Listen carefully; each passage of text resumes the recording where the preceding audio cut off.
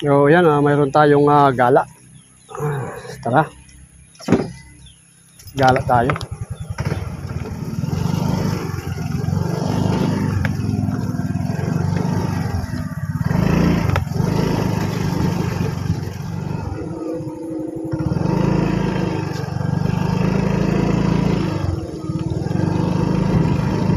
Hay kayo sa tita nyo. Tita Matet. Okay, dito tayo. Daming mga tourist. Dito lang tayo.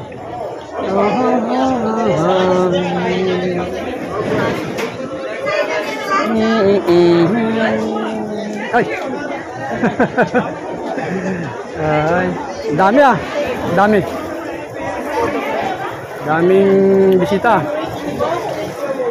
Saan ba kayo? Nakakatuwa. Umulan o bumagyo.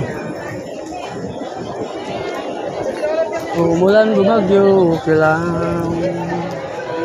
Ayan. Pila.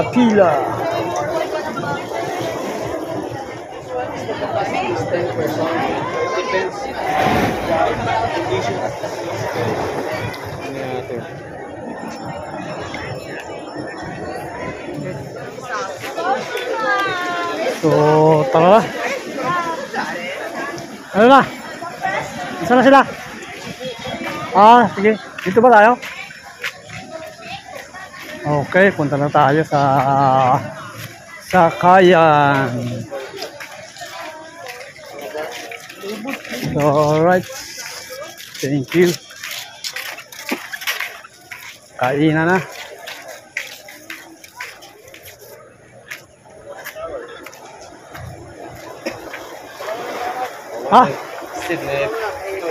Pila na ba tayo? Pila? Pangalawa? Yeah! So ito, pila tayo. Pangalawang pila po tayo.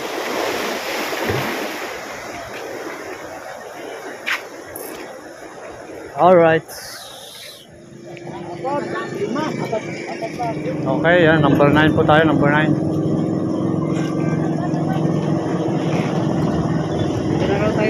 Dito na. Ayan, mauna kayo. Opo, pre.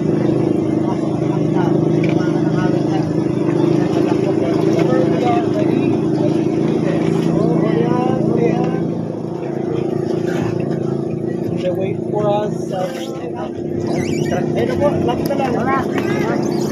Ayan, dito na kami. Mauna na kami. Thank you. Sige. Dito ka na naman? Sabi ko na si Priso. Dito ka na naman pala? Kala ko sarap-san ka. Oo. Ha? Dapat yung mga makakilala, maglibre, no? Ay, ito, nakalito ba ito? Wala, hindi kami nilibre.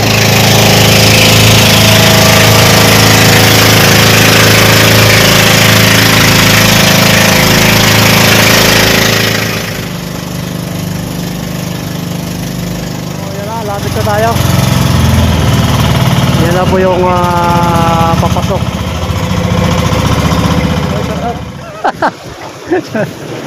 Boy, nari na boy. Ito pala libre na tayo mamaya. Allah. So dito na tayo. Ano nangyari? Ito mga unggoy. Ayan. Shout out dyan, kaway. Ayan na yung mga unggoy. Ayan, welcome to the Underground River. Yan. Dito naman tayo.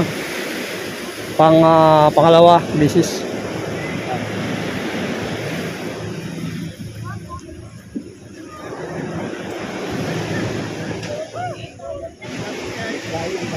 Makyat pa.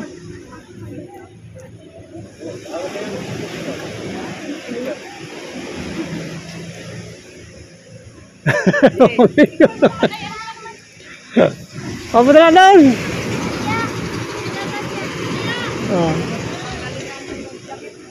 Shoot mo yung libe. Kasi magkano bang kakali?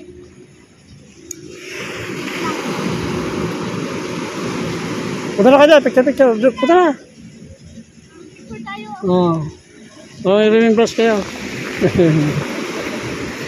Ako lang, photographer.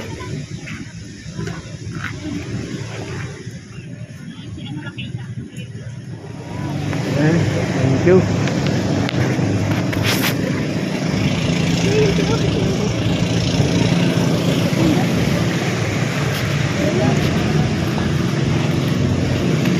Pasok na tayo.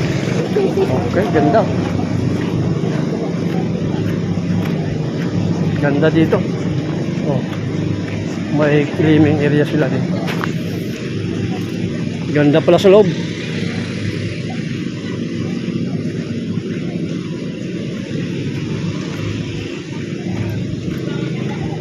Ngayon kukuha tayo ng hat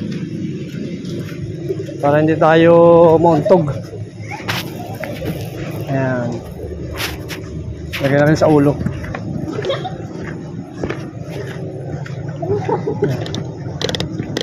Meron siyang pahabaan. May pampasikip dyan.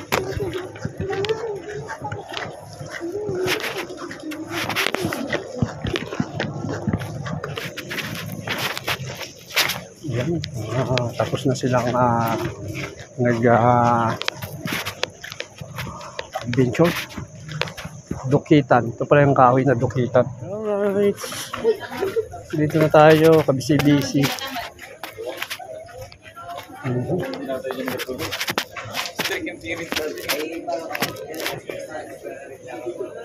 So may advisory dito, ano? Oh, yan, advisory.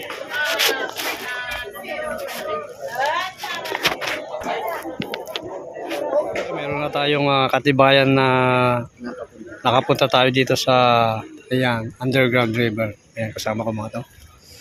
Yan. Shout out pala kay Matilde Cardama. Matilde. Salamat. Oo. Sa mga albasa shout mo. Nandito na kami ngayon sa kuiba ng underground river. Ayan na yung kuiba. Papasokin namin po yan. Oh.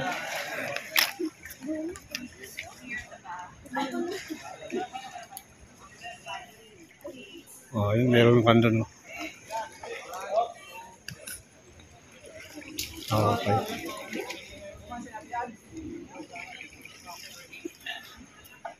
Bitaog. Ito pa yung bitaog pala. No? Uy! Ikaw pala yun. Ayos ka! Kino nagsabay ah? Ha? Kino nagsabay? Yung kailangan ko, Sunsun. Mga may gis ka dyan? Wala. May unggoy dito.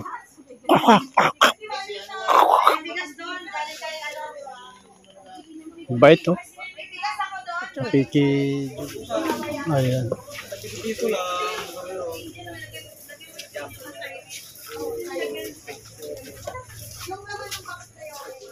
Ano na? Okay, sasakay na kami. Sasakay na tayo.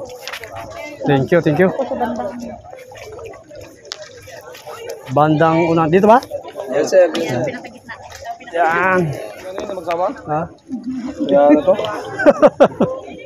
Dito po nakasit sa English, okay lang. Kung gusto nyo ng Tagalog, sit natin. Ah, nagsasalita ba to? Opo, huwag nyo nang kakausapin na. Kala ko. Magaling pala, ano? Pala yung botman, di na magsasalita, ano? Sabi lang po kayo kung gusto nyo ng Tagalog. O, Tagalog na lang. Tagalog na lang. English. Ano yan, Tagalog yan? O, Tagalog. Gusto mo i-record ko yan? Open mo yung camera mo. Sige, Gusto mo? oo. I-load speak na natin. Sige. Para may panuro kapag uwi. Oo. Bagay ito natin sa pakinggan mo yan. Ayan. Okay, one more. 1, 2, 3. Okay. And last. 1, 2, 3.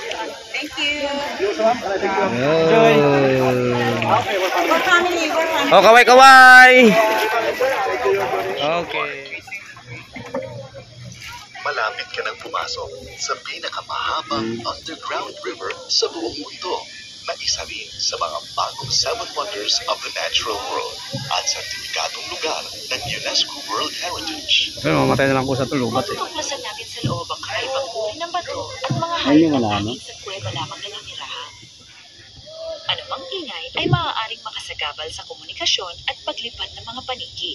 Dahil dito, kailangang bawasan natin ang ingay sa loob ng kuweba nang hindi maistorbo ang mga hayop na nakatira May dito. audio nito. Pananahimik sa ating paglalakbay ay para sa ikabubuti sa pagpreserba ng kuweba at sa kakaiba at kagilagilalas na pagmalas natin sa underground ecosystem. Itinuturing ng Museo ng Kalikasan ang kuwebang ito, kaya pinaaalalahanan ang lahat na tumingin lamang at iwasang hawakan ang inyong makikita. Labis naming minumungkahi na panatiliing nakatikom ang bibig habang tumitingala.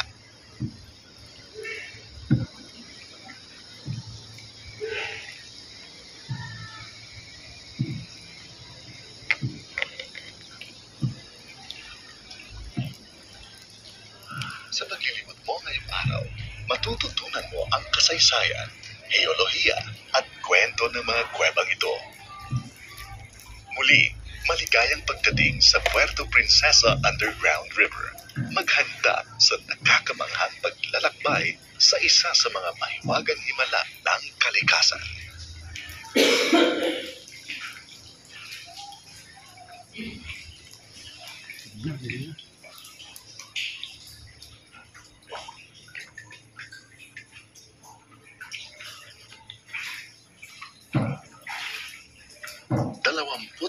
Milyong taon na ang nakakaraan. Nakaranas ang daigdig ng dahan-dahan, ngunit matinding pagbabago. Sa loob ng ilang libong taon, isang malaking bahagi ng batong abog ang nanatili sa kabila ng mga alon, habang patuloy na binago ang hugis ng kapaligiran.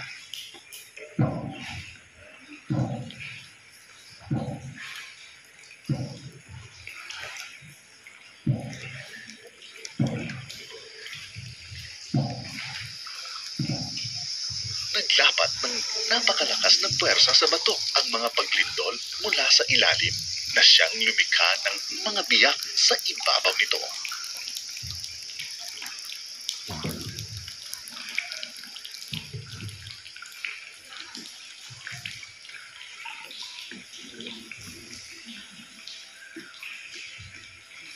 Bawat isang nilikha na nakapaligid sa iyo mula sa tubig na patuloy na tumutulo sa bato.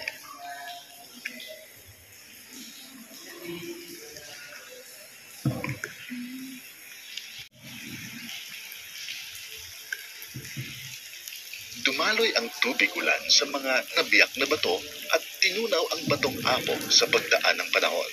Sa bawat patak, nagsimulang umugi sa ilalim ng nakalitaw na bahagi ang mga pinakamatandang lagusan sa kuweba. Dito nabuo ang Puerto Princesa Underground River. Ang mga kuweba ay karaniwang nahahati sa tatlo, ang entrance zone, ang twilight zone, at ang dark zone. Ngayon ay nasa entrance zone tayo, kung saan karamihan ng mga ibon at paniki ay naninirahan.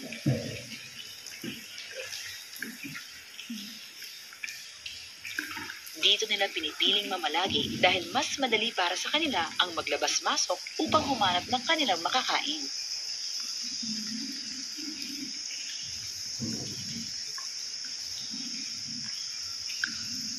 Kung mapapansin nyo sa inyong kanan ay may mas maliit na lagusan. Ito ay tinatawag nating bat cave.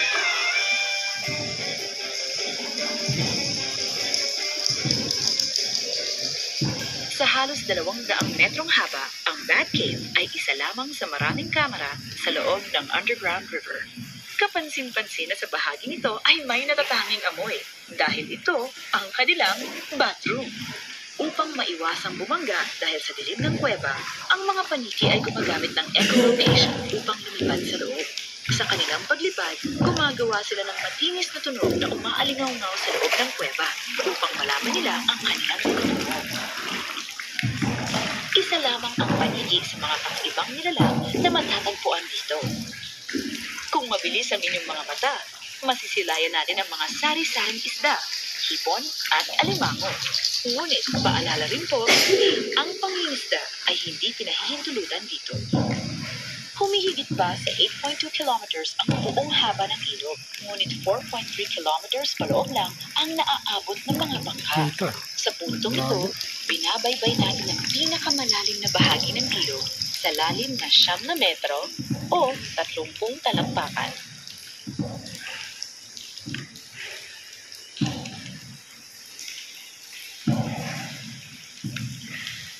Sa dako pa roon, makikita natin ang mga tanyag ng rock formations.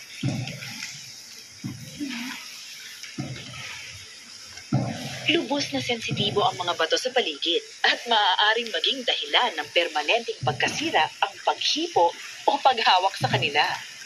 Maaaring baguhin ng mga likas na langis sa inyong mga kamay ang mga istrukturang ito dahil hahadlangan nito ang proseso ng pagtambak ng calcite at magpapasok ng mga bakterya at iba pang mapaminsanang organismo sa kuweba.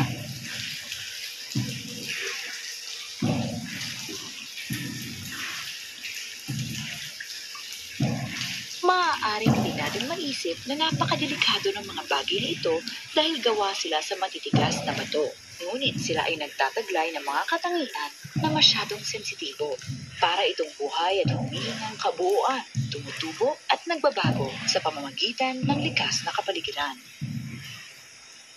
Ang pagiging masela ng mga bato sa inyong paligid ang siyang nagpapahirap na mapag-aralan ang ibabaw na bahagi ng kuweba, pati na ang maraming mga lagusan sa loob ng bato. Habang nagpapatong-patong ang maliliit na butil ng calcite, palaki ng palaki ang nabubuong istruktura. Hanggang ngayon, patuloy pa rin silang lumalaki sa pamamagitan ng paglikom ng mga calcite deposits. Nakatutulong din ang iba't ibang elemento ng init, hangin, ulan at paggalaw ng lupa sa ibayong pagbuo ng mga rock formations.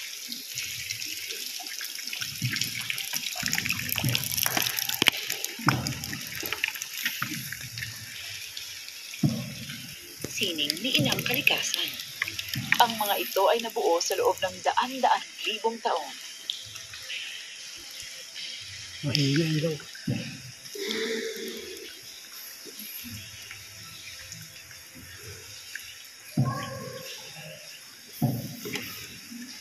Kung inyong mapapansin sa itaas, ang hugis ng mga bato ay malaulat na tila ba ay nasa Cloud9 tayo.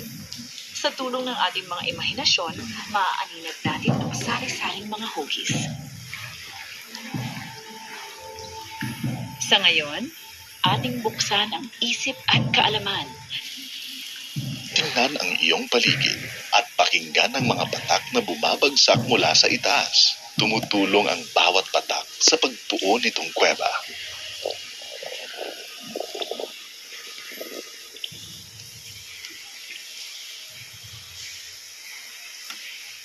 River National Park bilang isang World Heritage Site. Kinikilala ito ng UNESCO bilang Site of Superlative Natural Phenomena at Exceptional Natural Beauty dahil ang likas nitong kagandahan at madaling pagtuntun dito bilang isang karanasan ay walang kaparis saan man sa mundo. Ang mga kamera sa loob ng cave system ay umaabot sa 120 metro ang lawak at 60 metro ang taas na talaga namang nagsasagay ng kapatid. Tayo ay papalapit na sa isa sa malalaking parte ng kuweba. Tinatawag itong cathedral dahil sa pagkakatulad nito sa St. Paul's Cathedral sa London.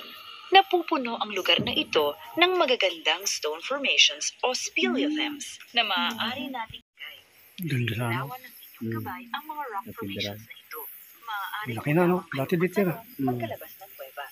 Ngayon ay nandito na tayo sa cathedral. Ang untog na yan, no? Ang malawak na bahagi nito ay naglalaman ng marami pang mga formations. Untog. Sa dakong kanan, makikita niyo naman ang Virgin Mary, isa sa mga katakatakang pugo na matatagpuan dito. Malapit dito ang giant candle. Ito ang pinakamalaking stalagmite dito. Sila ay Giant mga candle halimbawa pala ng to. stalagmites.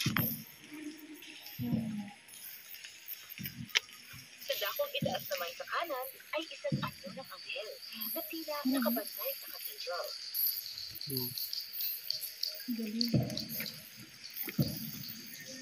Sa parehong dako, isang hubog naman ng kabayo na may pakpak ang tinaguriang Pegasus.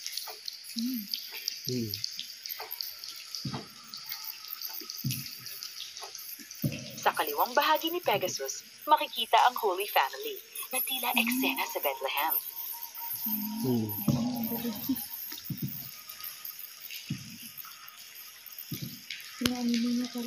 Sa inyong harapan ay isang stalactite, isang formation na nagmumula sa kisame. Para malaman natin ang pinagkaiba ng stalactite at stalagmite, ang stalactite ay binabaybay gamit ang titik C para sa salitang ceiling. At ang stalagmite naman may letrang G na matatagpuan sa ground. Balikan sa'yo.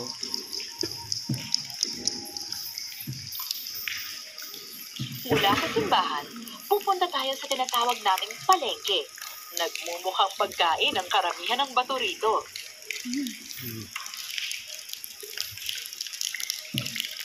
Magpasalamat tayo dito sa batong mukhang bawang. Dahil sa kanya, walang mga vampirang nagtatago sa kadiliman ng kuweba. Sa kanan, matatagpuan ang batong hugis kakao. Kakao.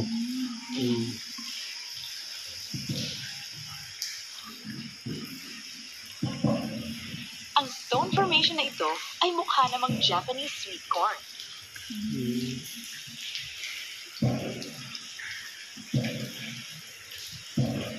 Dito naman ang kabuti. Sinasabing mabait ang kabuting ito, kaya tinatawag siyang mabuting kabuti.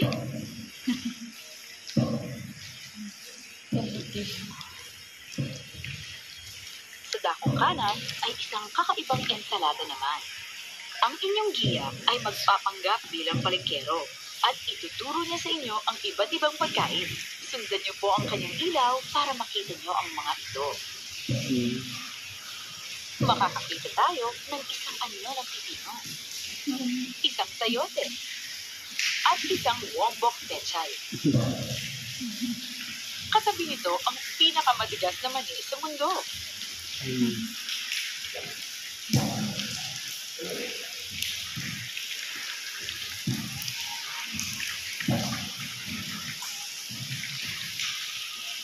Pagkatapos nun ay isang talong na hilaw at isang tortang talong.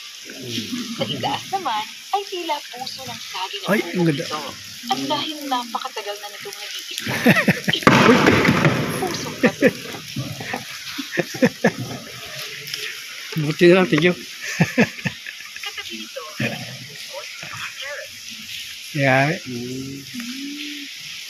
Kung gusto mong magpadagdag dito sa karne, meron din tayong matatagpo ang fried chicken. Kaya, Maaaring maitutulad sa cloud watching ang pagsuri sa mga bato. Maaari tayong makakita ng iba't ibang hugis sa tulong ng ating imahinasyon.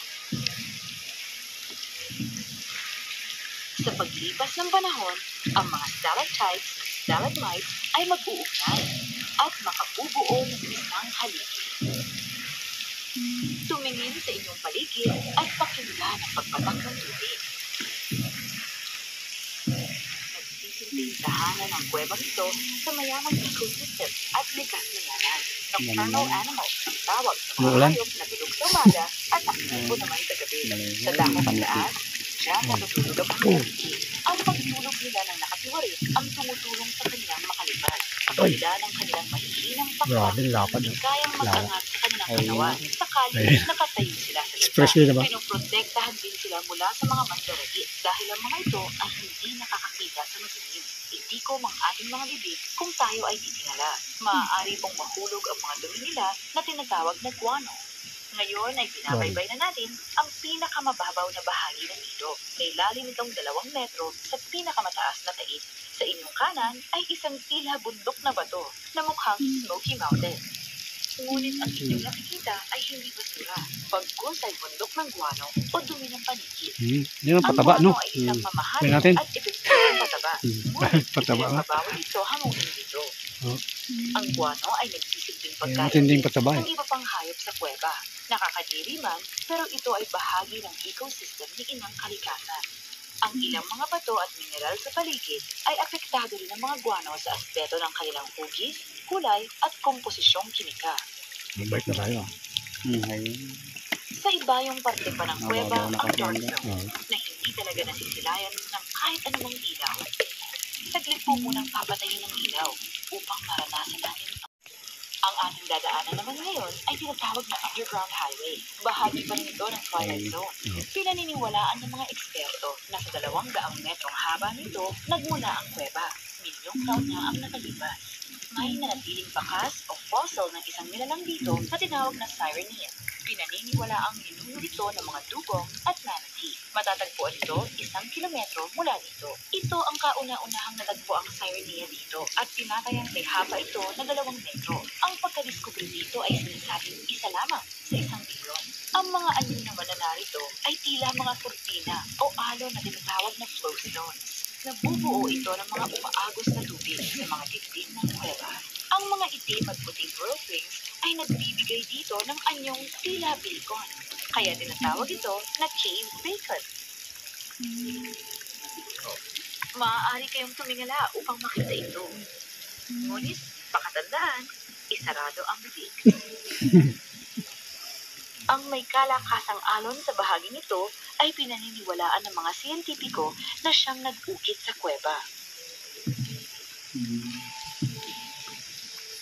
Pambihira lang ang mga underground river na nagtutuloy sa dagat.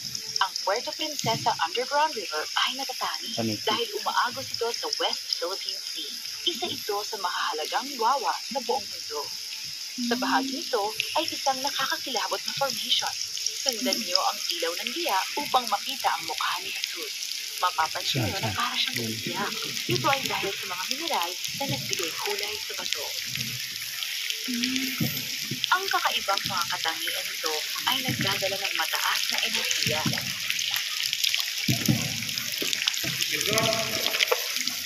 Ang dami ng mga layang-layang ang paligid ng katulad dito ay nakagagawa ng enerhiyang katumbas ng 25,000 katao maglalakbay sa loob ng kuweba sa loob ng 1 oras lamang.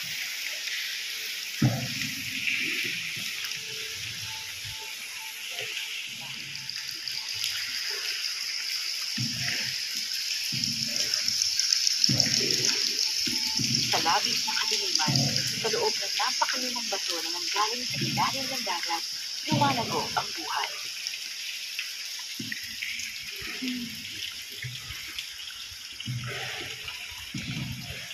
Ayon sa mga lumang salaysay, naniniwala ang mga Tagbanwa, isang tribo noong sinaunang panahon na may mga makapangyarihang espiritu na naninirahan dito. Ayon sa tradisyon, taus-pusong iginagalang ng mga sinaunang tao ang mga espiritu ito. Maaaring ito ang dahilan kung bakit hindi madalas galugarin ang kaloob-looban ng kuweba noong unang panahon. Banal sa kanila ang lupang ito at hindi basta-basta tinutuklasan. Sa panahon ngayon, mahirap isipin kung paanong nakokontrol ang lubusang pangpagtuklas sa marami pang istruktura ng bato. Sa lawak nito, marami pang kabuuan ang hindi pagganap na natutuklasan at napag-aaralan. Isaalang-alang ito habang tumitingin-tingin sa paligid. Libo-libong taon ang nagdaan bago nabuo ang mga istrukturang ito. Sa 1 taon, tumutubo sila ng 0.13 millimeters o singkapan lang ng isang buhok sa ulo. Sa harap natin ay ang Last Supper na may ihahalin tulad sa huling hapunan ni Jesus at ng kanyang mga disipulo.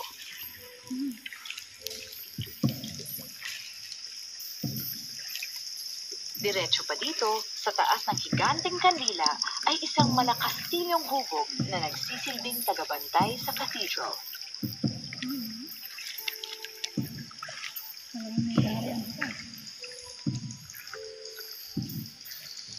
Ito, yako kayo. Makamauntog tayo dito. Matulis pa naman.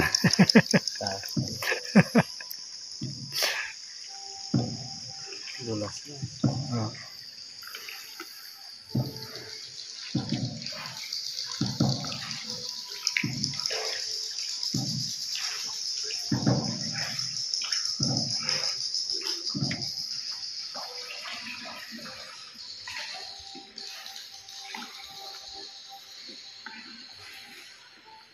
Malapit na tayo sa paboritong bato ng iba nating mga giya.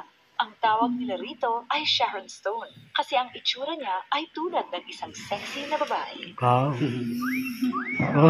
Maaaninag ang anyo ng mapanuksong babae na may wangis kay Sharon Stone mula sa pelikulang Basic Instinct.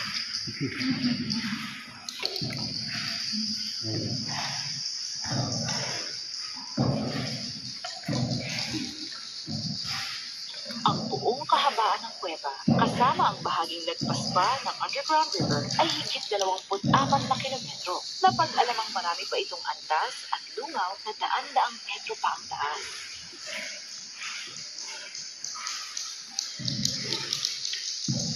Lahat ng nakita natin ngayong araw ay nasa loob ng unang 2 kilometro ng ilog lamang. Guni-gunihin kung ano pang mga nakamamanghang makikita sa kaloob-looban ng kuweba.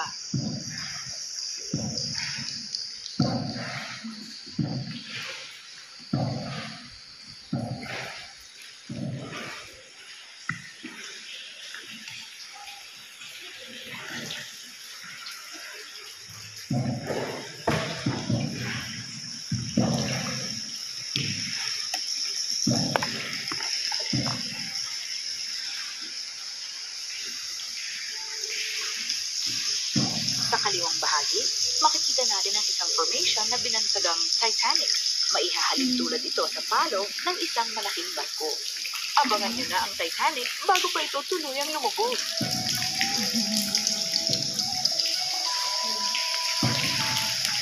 Sa huling bahagi ng ika-20 siglo, inumpisahan ang masusing pag-aaral ang pangangalaga ng mga kuweba. Itinatag noong 1971 ang Puerto Princesa Subterranean River National Park. Inumpisahan kaagad ang unang pagsusulat tungkol sa mga kuweba at nagpapatuloy ang mga paggalugad hanggang sa kasalukuyan.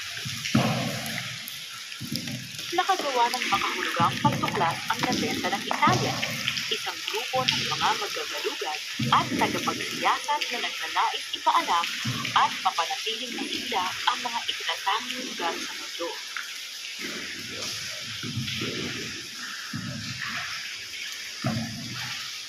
Pinaniniwala ang nakarating sa kuweba ang Sirenia noong Miocene era.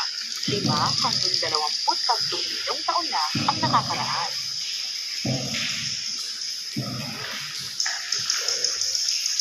Nagpasya ang grupo ng 90 na panatilihin ang halos buong-buo na nabilang hayop na nakatanim sa bato upang mapanatili iyon at ang kuweba.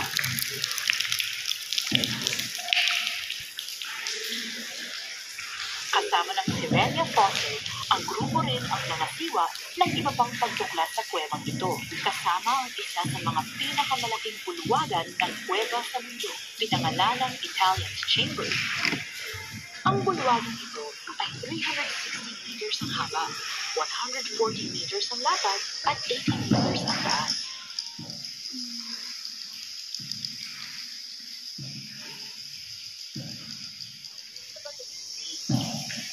Ito rin ang dahilan kung bakit ginagamit natin itong mga audio device.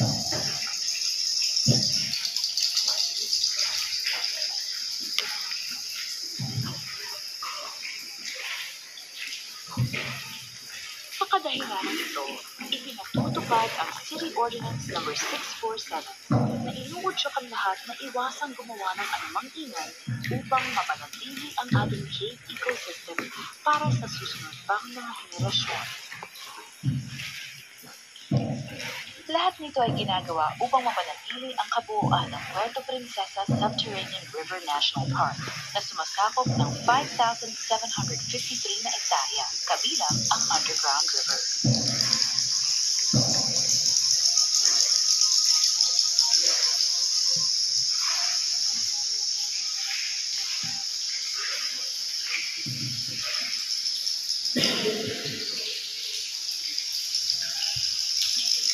Walang katulad ang morpolohiya ng kuwebang ito at ang park mismo ay isa sa pinaka-importanteng natural na tirahan ng 800 uri ng halaman. 175 uri ng ibon, 30 uri ng mammal, 19 na uri ng reptile, at 8 uri ng paniki sa buong mundo. 3 dito sa mga maliliit na endemic bat species ay dito lamang sa underground river matatagpuan.